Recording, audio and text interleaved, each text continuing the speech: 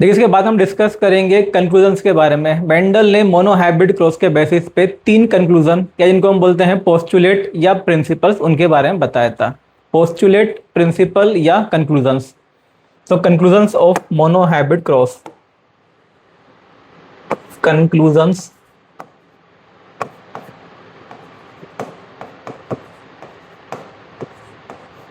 Of monohybrid cross, conclusions of monohybrid cross. देखिए conclusion इनको हम बोलते हैं postulate. Postulate first, postulate first,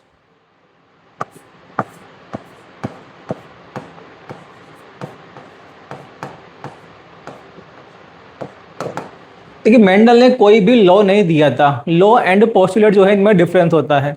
postulate जो है ये तो होता है एक तरह का कंक्लूजन, लेकिन अगर मान लीजिए कोई पोस्टुलेट जो है अगर ये पूरी तरह से यूनिवर्सल हो या पूरी तरह से नहीं तो मैक्सिमम जो ऑर्गेनिज्म है या मैक्सिमम के अंदर ये एप्लीकेबल हो, तो इसको बना देते हैं क्या, लॉ। लॉ बनाने का जो काम है वो किया था एक्चुअल में किसने, कोरेंस ने। मेंडल ने दिए थे कंक्लूजन, और जो कंक्लूजन से लॉ बनाने का काम है वो किया था कार्ल कोरेंस ने। तो फर्स्ट जो यहाँ पे पोस्टुलेट है ये है प्रिंसिपल ऑफ पेयर्ड फैक्टर्स।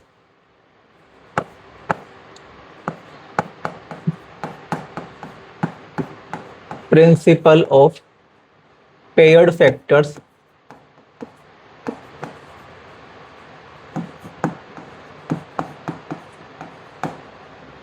इसमें देखिए मेंडल ने ये बताया कि जो फैक्टर होते हैं ये कैरेक्टर को कंट्रोल करते हैं।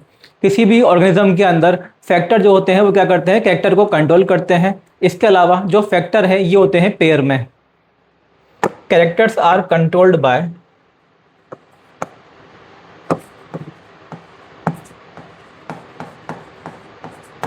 characters are controlled by characters are controlled by discrete unit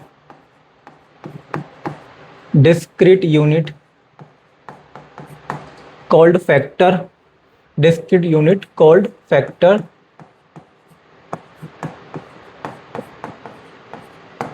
इसके अलावा ये जो फैक्टर है ये होते हैं पेयर में।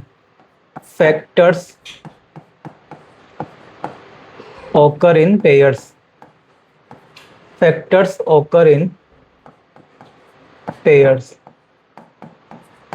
जो फैक्टर है वो किस में मिलते हैं, पेयर में मिलते हैं। तो ये था इनका first postulate, principle of paired factors.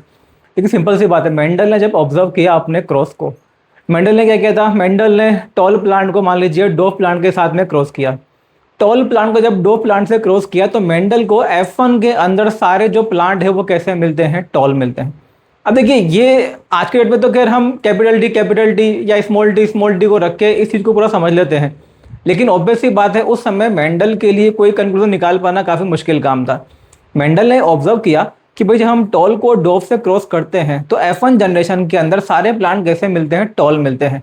तो यहाँ पे देखने में तो ऐसा ही लगता है कि भाई एक जो पेरेंट है उसका तो कैरेक्टर एक्सप्रेस हो रहा है, लेकिन जो दूसरा पेरेंट है उसका जो कैरेक्टर है या जो ट्रेड है वो एक्सप्रेस नहीं हो रहा है। मतलब F1 के अंदर तो मेंडल को देखने में लगा कि भाई जो डोर्फ प्लांट है, मतलब जो डोर्फ पेरेंट है, डोर्फ पेरेंट का कोई भी चीज जो है वो F1 प्रोजेनी के अंदर ट्रांसफर नहीं हुई। देखने में ऐसा लगता है बाहर से, लेकिन फिर जब मेंडल ने देखा F2 जनरेशन के अंदर, तो F2 जनरेशन के अंदर मेंडल ने देखा कि जो प्लांट थे वो टॉल भी थे और वो डोर्फ भी थे। अब देखिए यहाँ पे इंटरेस्टिंग बात क्या थी, इंटरेस्टिंग बात यहाँ पे ये है कि भाई F1 जनरेशन आती है ओरिजिनल पेरेंट से। तो जब पेरेंट में उन्होंने देखा कि पेरेंट के अंदर एक तो क्या है, टॉल है, जैसे यहाँ पे आप समझ सकते हो मेंडल ने क्या देखा था कि भाई टॉल एंड डोर्फ इनको क्रॉस कराया था। तो F1 के अंदर सारे प्लांट कैसे मिले थे, टॉल, ये तो था क्या F1।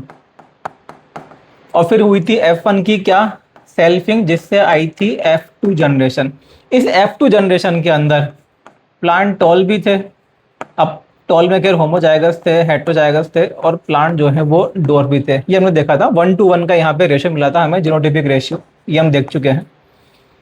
तो मेंडल ने यहाँ से ऑब्जर्व किया कि भाई एक पेरेंट टॉल है, दूसरा पेरेंट कैसा है, डोर्फ है। सारे जो प्लांट मिले हैं F1 जनरेशन में वो कैसे मिले हैं, टॉल मिले हैं, ठीक है। अब यहाँ पे देखिए F1 जो है F2 के लिए जो F1 है वो क्या हो जाएगा, पेरेंट हो जाएगा। तो यहाँ पे पेरेंट सारे कैसे हैं, मतलब टॉल है, क्योंकि टॉल के अंदर ही क्या हो रही है, सेल्फिंग। और जब टॉल पेरेंट है, उनके अंदर सेल्फिंग हुई है, तो वहां पे उनको कुछ प्लांट कैसे मिल गए, डॉर्फ मिल गए। ये उस समय काफी कंफ्यूजन वाली बात थी कि भाई जब पेरेंट के अंदर जब डॉर्फ होता है तब तो प्रोजेनी में कोई भी डॉर्फनेस देखने को नहीं मिलती है, और जब पेरेंट के अंदर कोई डॉर्फ है ही नहीं, जब पेरेंट कैसे हैं, सारे टॉल है, तब प्रोजेनी के अंदर क्या मिलती है, डॉर्फनेस मिलती है। तो यहां से मेंडल को ये समझ में आया कि भाई F1 के अंदर हमें देखने में ऐसा लग रहा था कि शायद एक पेरेंट से कुछ ट्रांसफर नहीं हुआ है, या डॉर्फनेस वाले पेरेंट से कुछ ट्रांसफर नहीं हुआ है, लेकिन ट्रांसफर तो हुआ है। कहने का मतलब सिंपल सा ये है कि भाई F2 जनरेशन के अंदर डॉर्फनेस कैसे आ सकती है, ऑब्वियस सी बात है, ये आएगी कहाँ से, F1 से। और F1 के अंदर वो जो एलिमेंट है वो कहाँ से आया होगा, वो आया होगा यहाँ से, ओरिजिनल पेरेंट से। तो मेंडल ने यहाँ से कंक्लूजन निकाला कि भाई जो भी पेरेंट होते हैं, पेरेंट अपनी प्रोजेनी के अंदर फैक्टर को ट्रांसफर करते हैं। एक जो फैक्टर है इस पेरेंट ने ट्रांसफर किया, दूसरा जो फैक्टर है वो इस पेरेंट ने ट्रांसफर किया। हाँ, यहाँ पे एक जो फैक्टर था वो अपने आप को एक्सप्रेस नहीं कर पाया था, वो अलग बात है, लेकिन हर एक पेरेंट प्रोजेनी के अंदर एक फैक्टर को ट्रांसफर करता है, और जो फैक्टर होते हैं प्रोजेनी के अंदर किसमें मिलेंगे, पेयर में मिलेंगे, और इन फैक्टर का काम होता है कैरेक्टर को कंट्रोल करना। तो ये उन्होंने बताया यहाँ पे इस पोस्टुलेट के अंदर, characters are controlled by discrete unit called factor. जो फैक्टर होते हैं ये कैरेक्टर को कंट्रोल करते हैं, एंड फैक्टर किसमें होते हैं, पेयर में होते हैं। फैक्टर ओकर इन पेयर। ये तो हो गया इनका क्या, फर्स्ट पोस्टुलेट। अब हम देखेंगे सेकंड पोस्टुलेट के बारे में।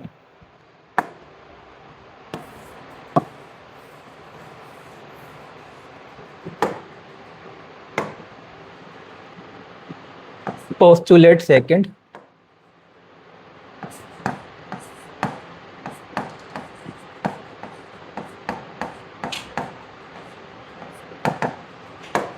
इसमें उन्होंने बताया डोमिनेंस के बारे में।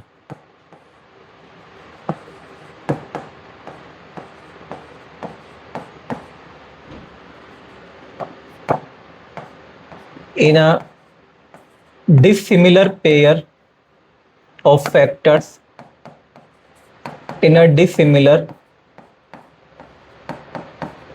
pair of factors,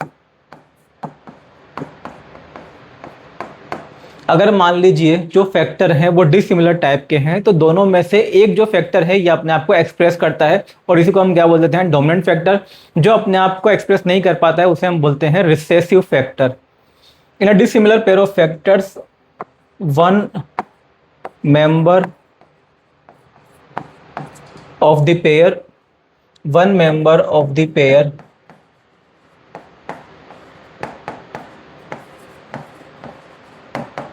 dominates the other।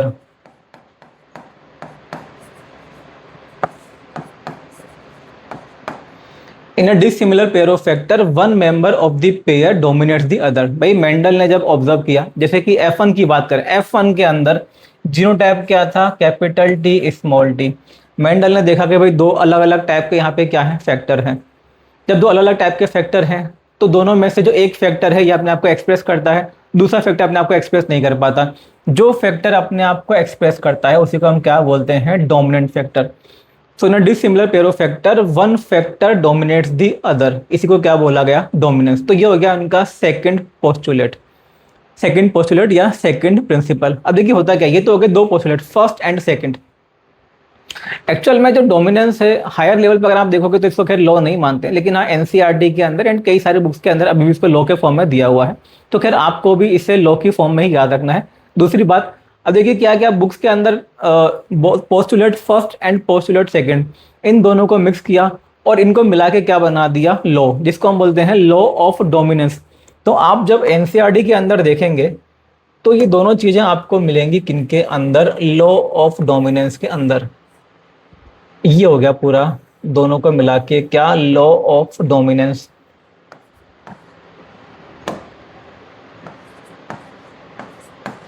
Law of dominance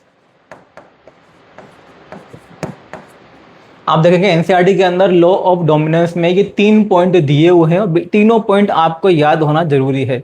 first point क्या दिया हुआ है, characters are controlled by discrete unit called factors. Second दिया हुआ है फैक्टर्स ओकर इन पेयर्स। तीसरा पॉइंट दिया हुआ है, in a dissimilar pair of factors one member of the pair dominates the other. इसे हम एनसीईआरटी से भी देख सकते हैं। देखिए एनसीईआरटी के अंदर आप देखेंगे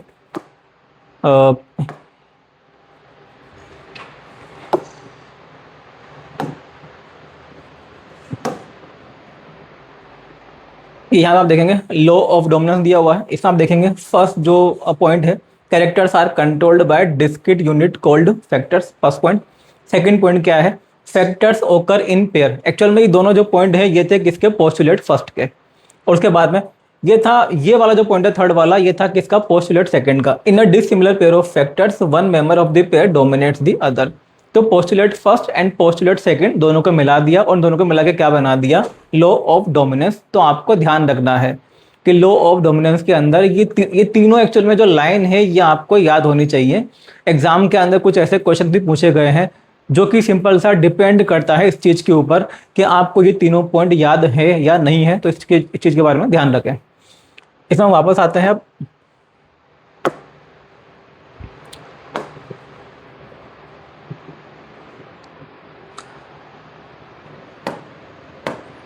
अब देखिए जो डोमिनेंस है या जो लॉ ऑफ डोमिनेंस है, एक्चुअल में इसके कई सारे जो एक्सेप्शंस हैं वो भी अवेलेबल है, जैसे कि इनकम्प्लीट डोमिनेंस या को डोमिनेंस, इसके कई सारे एक्सेप्शंस अवेलेबल हैं।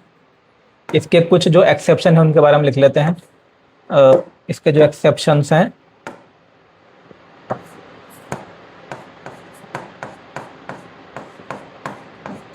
एक्सेप्शंस के बारे में खैर हम आगे भी डिस्कस करेंगे।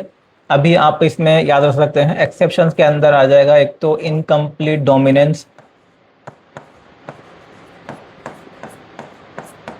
Incomplete dominance. भाई मेंडल ने क्या ऑब्जर्व किया कि दोनों में से एक जो पेरेंट है उसका जो ट्रेट है वो क्या होता है, डोमिनेंट होता है, ठीक है ना, वो एक्सप्रेस होता है।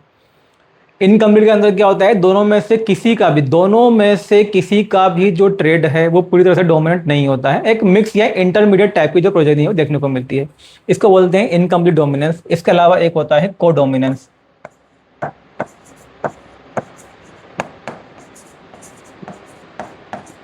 को डोमिनेंस के अंदर क्या होता है, दोनों टाइप के जो अलील होते हैं वो अपने आप को अक्षर में एक्सप्रेस करते हैं। तो ये इसके एक्सेप्शन है जिनके बारे में हम आगे भी डिस्कस करेंगे। तो ये हो गए दो पोस्टुलेट और एक लॉ। लॉ क्या है, लॉ ऑफ डोमिनेंस। इसके बाद हम बात करेंगे थर्ड पोस्टुलेट के बारे में। Postulate number third,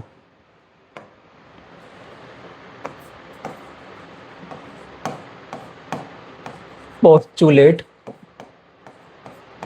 third. देखिए जो पोस्टुलेट है इससे भी एक्चुअल में लॉ बना है और ये काफ़ी इंपॉर्टेंट लॉ है। ये एक्चुअल में आज की डेट में भी लॉ, जो एक्चुअल लॉ है वो ये है, लॉ ऑफ सेग्रीगेशन। मतलब इसे आज की डेट में भी लॉ माना जाता है, लॉ ऑफ सेग्रीगेशन। एक्चुअल में जो लॉ ऑफ डोमिनेंस है उसे हायर लेवल पे आज की डेट में लॉ नहीं मानते हैं क्योंकि उसके कई सारे जो एक्सेप्शन है वो अवेलेबल है। बट आपके एनसीईआरटी के अंदर लिखा हुआ है लॉ ऑफ डोमिनेंस, तो आपको भी इससे लॉ की फॉर्म में ही याद रखना है। जो यूनिवर्सल लॉ है वो एक्चुअल में बोलते हैं हम किसको, लॉ ऑफ सेग्रीगेशन को। इवन हायर लेवल पे भी आज भी इसको क्या माना जाता है, लॉ माना जाता है, क्योंकि इसके बहुत ज़्यादा एक्सेप्शन अवेलेबल नहीं है। इसका जो एक्सेप्शन है बहुत रेयर केस में मिलता है। लॉ ऑफ सेग्रीगेशन या इसी को बोल देते हैं law of purity of gametes. Law of segregation या इसी को बोलते हैं law of purity of gametes.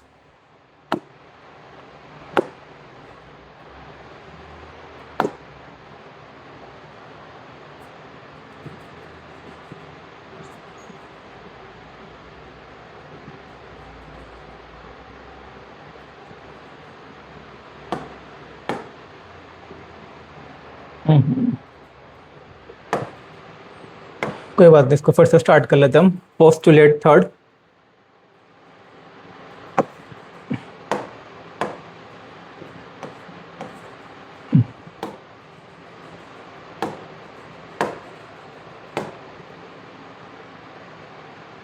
इसके बाद हम देखेंगे postulate third.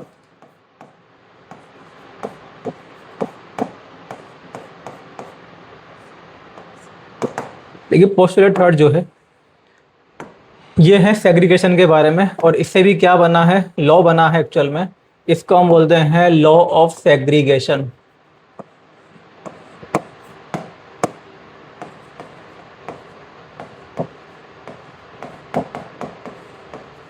Law of segregation या इसी को बोला जाता है law of purity of gametes. इसी को क्या बोलते हैं? Law of purity of gametes, law of segregation या law of purity of gametes. तो आप ये बोल सकते हैं, देखिए मेंडल का जो मोनोहाइब्रिड क्रॉस था उसके बेसिस पे 3 तो दिए थे पोस्टुलेट, और इन 3 में से 2 क्या बन गए? लॉ बन गए। मतलब 3 जो पोस्टुलेट थे उन्हीं को मिला के एक्चुअल में फर्स्ट एंड सेकंड को मिला के तो बना दिया क्या? Law of dominance. एंड तीसरा जो पोस्टुलेट था उससे बना दिया क्या? Law of segregation. अच्छा, इन 2 लॉ में से law of dominance and law of segregation, इनमें से जो यूनिवर्सल है वो मानते हैं हम किसको? लॉ ऑफ सेग्रीगेशन को, क्योंकि ये ऑलमोस्ट यूनिवर्सल है। इसका जो एक्सेप्शन है ये बहुत रेयर केस में मिलता है। हाँ, लॉ ऑफ डोमिनेंस के खैर हमें कई सारे जो एक्सेप्शन है वो आज की डेट में देखने को मिल जाते हैं।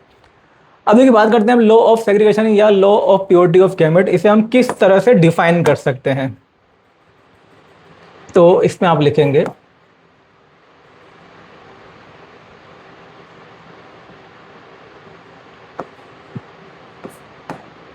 फैक्टर्स या एलील, फैक्टर्स या alleles of a pair, factors या alleles of a pair segregate from each other, segregate from each other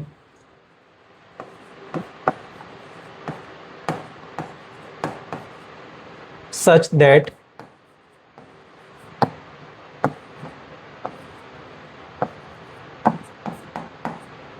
gamete receives only one of the factor, only one of the factor।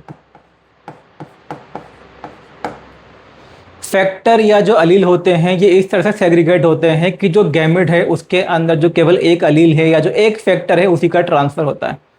देखिए Mendel ने जब observe किया कि भाई F1 के अंदर सारे टॉल प्लांट मिल रहे हैं, लेकिन F2 जनरेशन के अंदर टॉल भी मिलते हैं एंड डॉर्फ भी मिलते हैं। इसका मतलब सिंपल सी बात ये है कि F1 के अंदर चलो डोमिनेंस वाला फैक्टर भी था, मतलब टॉलनेस वाला फैक्टर भी था एंड डॉफनेस वाला फैक्टर भी था। ये जो डॉफनेस वाला फैक्टर था ये अपने आप को एक्सप्रेस नहीं कर पाया था F1 जनरेशन के अंदर, लेकिन F2 जनरेशन के अंदर कहीं ना कहीं ऐसा हुआ है कि डोमिनेंट और जो रिसेसिव वाला फैक्टर है ये अपने आप में क्या हुए हैं? अलग हुए हैं। एंड गैमेट के अंदर दोनों में से एक जो फैक्टर है वो ट्रांसफर होता है। हर एक गैमेट के अंदर 2 में से एक फैक्टर ट्रांसफर होगा। तो जब ये सेग्रीगेट हो जाते हैं उसकी वजह से हमें F2 जनरेशन के अंदर डॉर्फ प्लांट भी देखने को मिलते हैं। इसी को क्या बोला गया?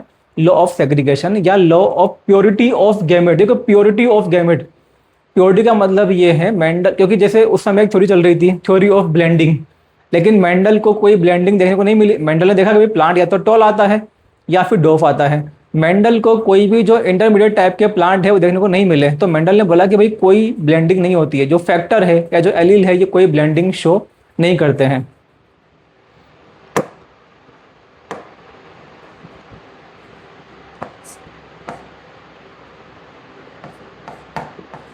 Factors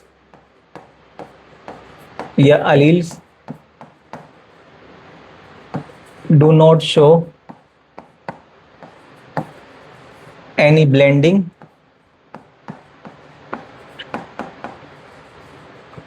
and both the characters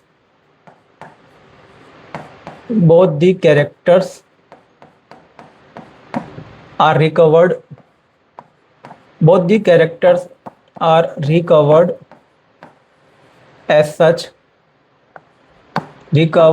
such in F2 generation, both the characters are recovered as such in F2 generation। जो फैक्टर है या जो एलील है उनके अंदर कोई ब्लेंडिंग नहीं होती है, उस ब्लेंडिंग नहीं होने की वजह से जो फैक्टर है ये हो जाते हैं अलग अलग, जिसकी वजह से दोनों टाइप के जो कैरेक्टर हैं वो हमें F2 जनरेशन के अंदर देखने को मिलते हैं। जैसा हमने देखा था कि भाई F1 के अंदर प्लांट कैसे थे, टॉल, ये थे F1 वाले plant, capital T small T. अब क्या हुआ, जब गैमेट बनते हैं तो capital T and small T इनका क्या होता है, सेग्रीगेशन होता है। किसी भी गैमेट के अंदर या तो कैपिटल टी जाता है या फिर क्या जाता है, स्मॉल टी। तो सेग्रीगेशन की वजह से जो फैक्टर हैं ये अलग होते हैं, और ये फैक्टर जब अलग होते हैं उसी की वजह से F2 जनरेशन के अंदर टॉल के साथ साथ हमें डॉफ प्लांट भी देखने को मिलते हैं। इसी को बोला गया लॉ ऑफ सेग्रीगेशन। सेग्रीगेशन का मतलब सिंपल सा होता है सेपरेशन, सेग्रीगेशन या separation. And law of purity of gamete का मतलब सिंपल सा ये कि भाई जो गैमेट है ये प्योर है, कोई ब्लेंडिंग नहीं होती है, कोई मिक्सअप, कोई कंटामिनेशन यहाँ पे देखने को नहीं मिलता है। Gametes are pure. हर एक गैमेट के अंदर एक जो फैक्टर है वो ट्रांसफर होता है, और जो फैक्टर है वो कैरेक्टर को कंट्रोल करता है। इसके अलावा इसकी हम एक डेफिनेशन और लिख सकते हैं। देखिए जो सेग्रीगेशन है, ये दोनों जो पॉइंट है कि तुमने लिखे हैं कहाँ से, एनसीईआरटी से। इसमें एक जो डेफिनेशन है वो आप और ऐड कर सकते हैं। Segregation is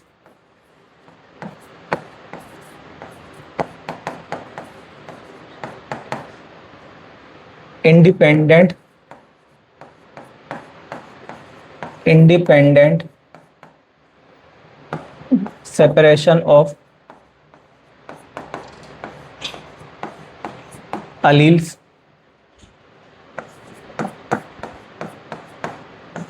during gamete formation.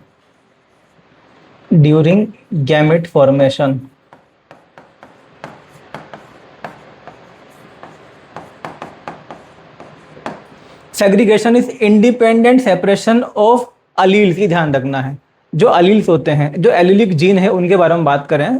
Independent separation of alleles during gamete formation. Gamete formation के टाइम पे जो अलील्स होते हैं ये इंडिपेंडेंटली क्या होते हैं, सेग्रीगेट होते हैं या सेपरेट होते हैं। एंड एक गैमेट के अंदर जो एक फैक्टर है वो ट्रांसफर होता है। ठीक है, लेकिन जो थर्ड ये जो पोस्टुलेट है या जो सेकंड लॉ है, लॉ ऑफ सेग्रीगेशन, ये होता है universal. It is almost universal. ये एक्चुअल में यूनिवर्सल लॉ है and it is actually based on meiosis. ये किस पे बेस्ड है, तो ये बेस्ड है मियोसिस पे। It is based on meiosis. अब देखिए हुआ क्या था, मेंडल ने अपना जो वर्क करने के बाद में जो कंक्लूजन दिए थे, तो मेंडल ने बोला कि भाई फैक्टर जो हैं वो पेयर में होते हैं, जो फैक्टर हैं वो कैरेक्टर को कंट्रोल करते हैं। फिर मेंडल ने बोला कि जो पेरेंट है प्रोजेनी के अंदर दो में से एक फैक्टर को ट्रांसफर करता है। हर एक पेरेंट दो में से एक फैक्टर को प्रोजेनी के अंदर ट्रांसफर करता है। तो भाई एक पेरेंट से एक फैक्टर, दूसरे पेरेंट से दूसरा फैक्टर आएगा, तो इस तरह से जो प्रोजेनी है उसके अंदर हो जाएंगे दो फैक्टर। अब यहाँ पे क्या था, कई लोगों को डाउट आया या कुछ लोगों को उनकी बात समझ में नहीं आई कि भाई जब पेरेंट के पास में दो फैक्टर होते हैं तो प्रोजेनी के अंदर एक फैक्टर ही क्यों ट्रांसफर करेगा, किस तरह से ये ट्रांसफर होगा। तो अब बात क्या थी कि उस समय तक मियोसिस की डिस्कवरी नहीं हुई थी, लेकिन जब मेंडल के वर्क को रिडिस्कवर किया गया, मेंडल का जो वर्क है ये रिडिस्कवर हुआ था कब, 1900 में, करीब 1880s के आसपास। 1880 के टाइम पे आप बोल सकते हो सिंपल सा 1900 से जस्ट पहले जो सेल डिवीजन है उसमें माइटोसिस एंड मियोसिस दोनों की डिस्कवरी हो चुकी थी। जब मियोसिस की डिस्कवरी हो चुकी थी उसकी वजह से अब ये जो बात थी लोगों को समझ में आ रही थी कि भाई जब दो फैक्टर हैं तो दोनों सेग्रीगेट कैसे होंगे, क्योंकि जब गैमेट बनते हैं तब क्या होता है, मियोसिस। और जब मियोसिस होता है तो मियोसिस की वजह से जो फैक्टर है वो क्या हो जाएंगे, अलग हो जाएंगे। मेंडल ने जब 1865 में ये बात बोली थी कि फैक्टर अलग होते हैं और फैक्टर जो है एक पेरेंट से प्रोजेनी में जाता है, तो लोग उस समय नहीं समझ पाए थे क्योंकि उस समय तक सेल डिवीजन की डिस्कवरी नहीं हुई थी। तो ये कुछ चीज़ें थी जो कि मेंडल के टाइम पर डिस्कवर्ड नहीं हो पाई थी, इस वजह से मेंडल को उस समय रिकॉग्निशन नहीं मिल पाया था।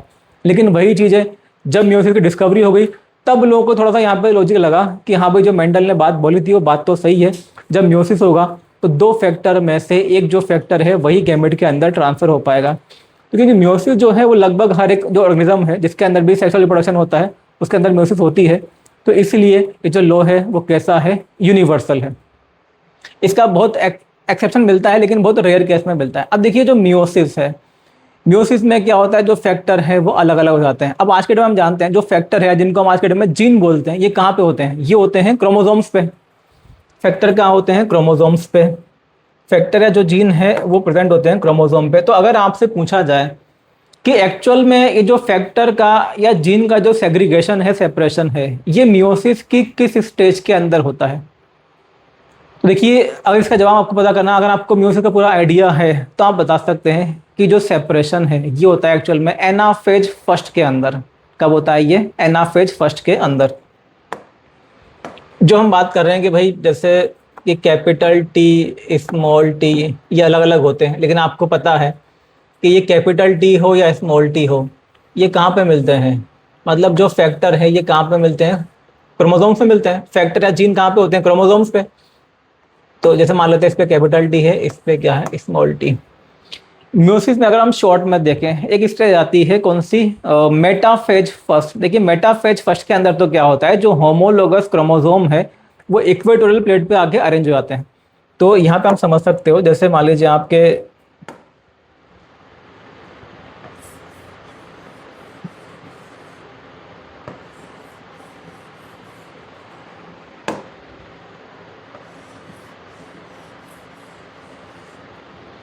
ये जो कंडीशन हमने बनाई है ये है क्या, metaphase first. Metaphase first, metaphase first में इस तरह से जो होमोलोगस क्रोमोसोम है उनकी आती है, मतलब ये इस तरह से इक्वेटोरियल प्लेट पे ये अरेंज हो जाते हैं। उसके बाद में आपको पता है, देखिए ये जैसे मान लेते हैं इस पे कैपिटल टी और इस पे है स्मॉल टी, ये स्मॉल टी, ठीक है। ये है मेटाफेज फर्स्ट। ये यहाँ से स्पिंडल फाइबर इधर बैंड करेंगे, यहाँ से स्पिंडल फाइबर जो है इधर बैंड करेंगे, ठीक है। सेंट्रल वगैरह हमने नहीं बनाया, डायरेक्ट हम इसको एक्सप्लेन कर रहे हैं। ये हम क्या बना है, स्पिंडल फाइबर। मेटाफेज फर्स्ट के बाद क्या आता है, एनाफेज फर्स्ट।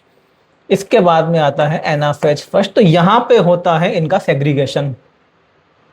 एनाफेज फर्स्ट में क्या होगा, देखिए ये जो क्रोमोसोम है ये स्पिंडल फाइबर इस क्रोमोसोम को ऊपर की तरफ पुल करेगा और ये जो स्पिंडल फाइबर है इस क्रोमोसोम को नीचे की तरफ पुल करेगा। तो उसकी वजह से क्या होगा भाई, इसके पास में कैपिटल टी है तो ये अलग जा रहा है, जो स्मॉल टी है ये अलग जा रहा है। तो ये कैपिटल टी स्मॉल टी अलग कब होते हैं, एनाफेज फर्स्ट में।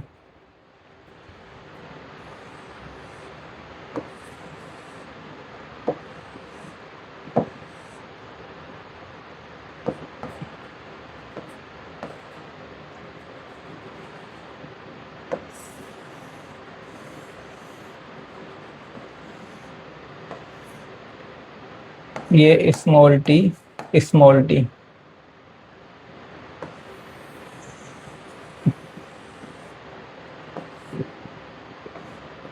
ये जो स्टेज है ये होती है क्या, एनाफेज फर्स्ट।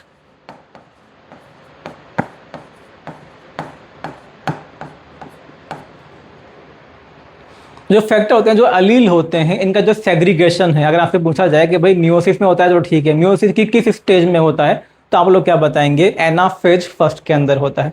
एनाफेज फर्स्ट में जो होमोलोगस क्रोमोसोम है इनका हो जाता है सेग्रीगेशन। जब इनका सेग्रीगेशन होगा तो उसकी वजह से जो अलील है वो भी क्या हो जाएंगे, अलग हो जाएंगे। अगर आप ये जानना चाहते हैं कि भाई ये दोनों कब अलग होंगे और ये दोनों कब अलग होंगे, तो ये अलग होते हैं कब, एनाफेज सेकंड के अंदर। जो एनाफेज सेकंड होती है वहाँ पे जो क्रोमेटिड है वो भी डिवाइड हो जाता है। तो ये दोनों भी आपस में अलग हो जाएंगे और दोनों भी आपस में अलग हो जाएंगे। लेकिन आपको याद रखना है एलील्स के बारे में, जो ये कैपिटल टी स्मॉल टी की हम बात कर रहे हैं यहाँ पे, होमोलोगस क्रोमोसोम पे ये प्रेजेंट होते हैं। इनका सेग्रीगेशन होता है कब, एनाफेज फर्स्ट में। देखिए ये जो सेपरेशन है इसी के लिए एक टर्म यूज करते हैं हम, disjunction. Disjunction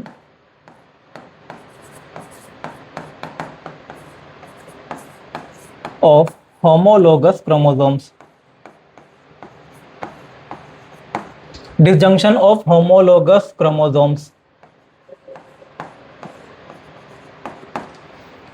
disjunction of homologous chromosome का मतलब सिंपल से होता है सेपरेशन। देखिए क्रोमोसोम के लिए टर्म जब यूज करते हैं डिसजंक्शन, उसका मतलब क्या होता है, सेपरेशन। तो एनाफेज फर्स्ट में होमोलोगस क्रोमोसोम का डिसजंक्शन होता है या सेपरेशन होता है, उसकी वजह से जो अलील होते हैं ये क्या होते हैं, अलग अलग आते हैं, सेपरेट हो जाते हैं, ठीक है।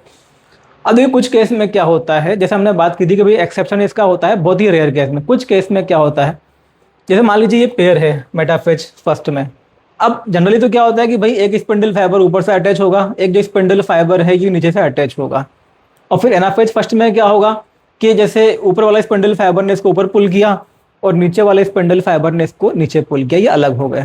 बट मान लीजिए कुछ केस में, और कुछ केस में होता भी है कि अगर जब ये जो पेयर था होमोलोगस पेयर, इसमें मान लेते हैं हम कि ऊपर वाला जो स्पिंडल फाइबर है ये तो अटैच हो गया, लेकिन नीचे वाला स्पिंडल फाइबर अटैच नहीं हो पाया, तो अब क्या होगा, ये पूरा जो पेयर है ये ऊपर की तरफ पुल हो जाएगा। जब ये पूरा ऊपर पुल हो जाएगा तो दोनों जो होमोलोगस क्रोमोसोम है ये अलग नहीं हो पाएंगे, इनका जो डिसजंक्शन है वो नहीं हो पाएगा, इसी को हम बोल देते हैं क्या, नॉन डिसजंक्शन। अगर अलग हो जाए, नॉर्मल जो सेपरेशन है उसको क्या बोलते हैं, डिसजंक्शन। अगर ये अलग ना हो पाए तो इसको क्या बोल देंगे हम, नॉन डिसजंक्शन। तो ये हो जाएगा इसका एक्सेप्शन। मियोसिस में कब होता है ये, ड्यूरिंग मियोसिस में होता है, इसको आप लिखेंगे इस तरह से, मियोसिस में होता है कब ये, anaphase first, during anaphase first.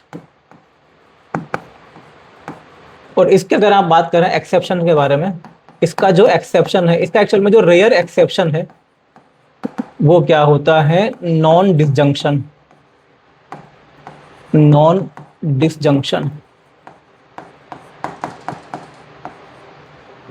Non disjunction, अगर मान लीजिए जो पूरा पेयर है उसमें एक तरफ का जो स्पिंडल फाइबर है वो बाइंड नहीं हो पाया, तो दोनों जो होमोलोगस क्रोमोसोम है ये सेपरेट नहीं हो पाएंगे, इसी को क्या बोलते हैं हम, नॉन डिसजंक्शन। बहुत रेयर केस में ये वाला जो केस है ये भी हो जाता है, तो ये हो जाएगा इसका एक रेयर एक्सेप्शन। इसके अलावा देखिए लास्ट इसमें हम देखेंगे, आपसे अगर मान लीजिए क्वेश्चन पूछा जाता है कि F2 जनरेशन के अंदर दोनों जो कैरेक्टर है वो रीअपेयर हो जाते हैं। देखिए F1 के अंदर केवल क्या आया था, टॉल, लेकिन जो F2 है उसके अंदर टॉल भी आता है एंड डॉर्फ भी आता है, तो इसके पीछे क्या रीज़न है, तो आप बता सकते हैं यहाँ पे। अगर आपसे मान लीजिए पूछा गया इस तरह से, और ये NCERT के अंदर भी दिया हुआ है, रीअपेयरेंस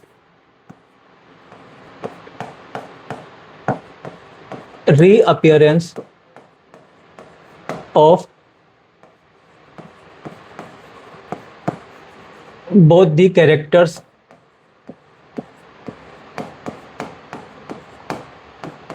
in F2 generation is due to, in F2 generation is due to, आप बताएंगे क्या, सेग्रीगेशन।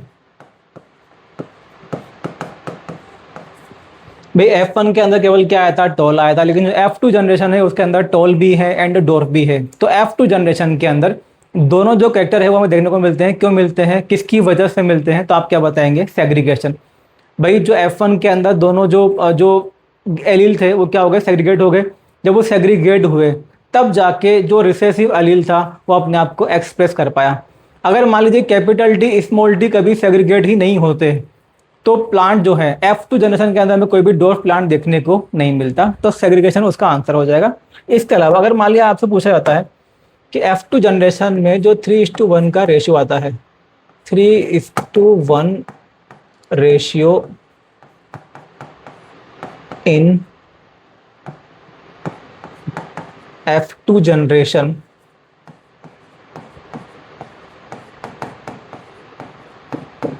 is due to, अगर आपसे पूछा जाता है कि भाई 3:1 का जो रेशियो आता है F2 जनरेशन के अंदर ये किस वजह से आता है, देखिए ये जो 1 दिया हुआ है 1 किसके लिए, डॉर्फ के लिए, तो ऑब्वियस सी बात है डॉर्फ किसकी वजह से आता है, सेग्रीगेशन की वजह से। लेकिन जो पूरा रेशियो आप देखोगे जो 3 है, अब 3 के अंदर क्या आता है, इसके 3 के अंदर होमोजाइगस टॉल भी है एंड हेट्रोजाइगस टॉल भी है। हेट्रोजाइगस को हमने टॉल क्यों बोला है, ड्यू टू डोमिनेंस। भाई जो डोमिनेंस है, डोमिनेंस की वजह से ही जो हेट्रोजाइगस है वो क्या है, टॉल है। तो यहाँ पे आंसर दोनों हो जाएंगे, dominance and segregation both. 3:1 ratio in F2 generation is due to dominance and segregation both.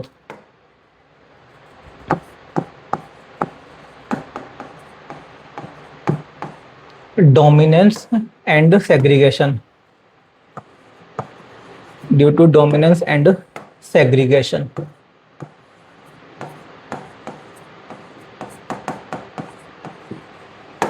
Dominance and segregation दोनों की वजह से होता है ये। जो 3:1 रेशियो है वो किसकी वजह से आता है? डोमिनेंस एंड सेग्रीगेशन की वजह से। इसमें भी अगर मान लीजिए आपको एक लगाना है तो आप लगाएंगे क्या? डोमिनेंस। दोनों दिए हैं तो आंसर दोनों हो जाएंगे। दो में से अगर एक लगाना है तो क्या लगाएंगे? डोमिनेंस। ठीक है, तो आज के लिए हम यहीं तक रखते हैं, इसके आगे कहानी देखेंगे हम नेक्स्ट क्लास में।